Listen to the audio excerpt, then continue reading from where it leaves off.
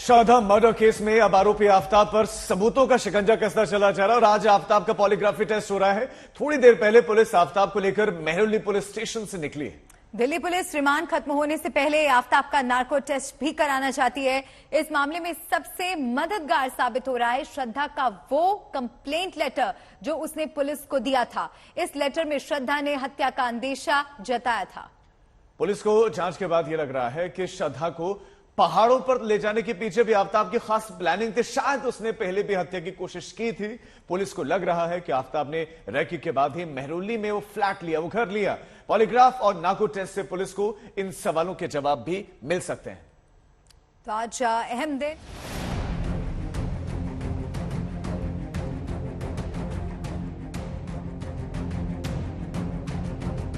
First time मिले थे तो मेरे उनके गले पे निशान था, उनके चेहरे पे लगा था उनको।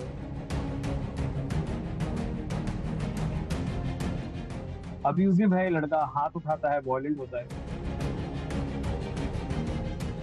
श्रद्धा की मर्डर मिस्ट्री पर सवाल ही सवाल है, लेकिन एक बात आईने की तरह साफ है कि श्रद्धा आफ्ताब की ज्यादतियों की शिकार रही। इसमें कोई शक नहीं कि आफ्ताब श्रद्धा को मारता पीटता था। उसने श्रद्धा को कहीं का नहीं छोड़ा। श्रद्धा की जिंदगी उसने नर्क बना कर रख दी। खुद श्रद्धा ने अपनी जुबानी ज्यादती की पूरी कहानी बताई। आफ्ताब मेरे साथ मारपीट और गाली गलौज करता है। आज उसने गला घोंटकर मुझे जान से मारने की कोशिश की। वो टुकड़े टुकड़े कर मेरी जान लेने की धमकी देता है और ब्लैकमेल करता है।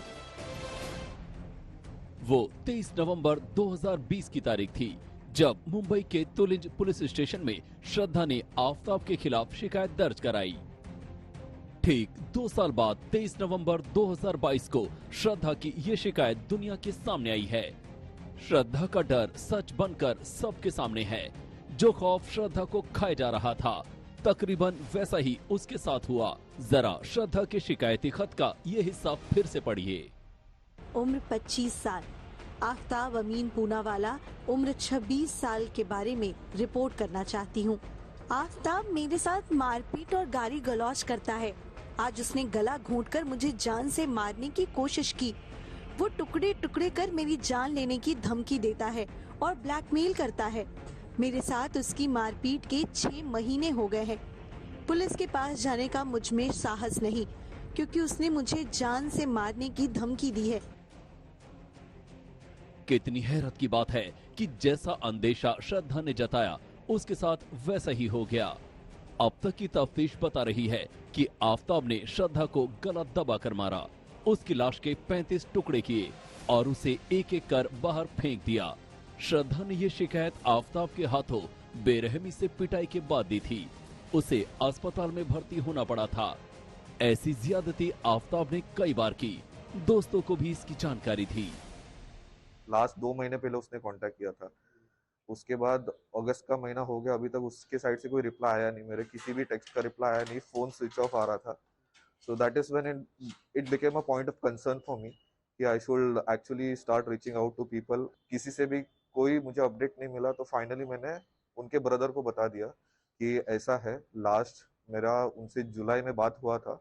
उसके बाद से आज तक मेरा उनके साथ कोई कांटेक्ट नहीं हो पा रहा है। So it's better that we reach out to cops and seek for their help। काश श्रद्धा वक्त पर संभल जाती। पुलिस को दी गई शिकायत पर वो डटी रहती। सवाल है कि श्रद्धा की ऐसी क्या मजबूरी थी कि वो खुद को आफ्ताब से दूर नहीं कर पाई। ये राज भी श्रद्धा की इस पुलिस कंप्लेंट में समझ में आ जाता है। मेरे साथ उसकी मारपीट के 6 महीने हो गए हैं। पुलिस के पास जाने का मुझ में साहस नहीं, क्योंकि उसने मुझे जान से मारने की धमकी दी है। उसके माता पिता को पता है कि वो मुझे मारता है और उसने मेरी जान लेने की भी कोशिश की है। उन्हें ये पता है कि हम साथ रहते हैं। वो वीकेंड में आते हैं। दरअसल 23 नवंबर 2020 को श्रद्धा ने ये पुलिस कंप्लेंट तब दी थी जब आफ्ताब ने उसकी बेरहमी से पिटाई की थी। श्रद्धा को उसके दोस्त अस्पताल ले गए। दोस्तों ने श्रद्धा को हिम्मत दी। श्रद्धा पुलिस स्टेशन गई, शिकायत भी दर्ज कराई। तब लगा कि इस बार वो आफ्ताब के जाल से बाहर निकल आएगी, लेकिन नियति को कुछ और ही मंजूर था। आफ्ताब के आगे श्रद्धा एक बार फिर मजबूर हो गई। वो मजबूरी उसकी मौत बन गई।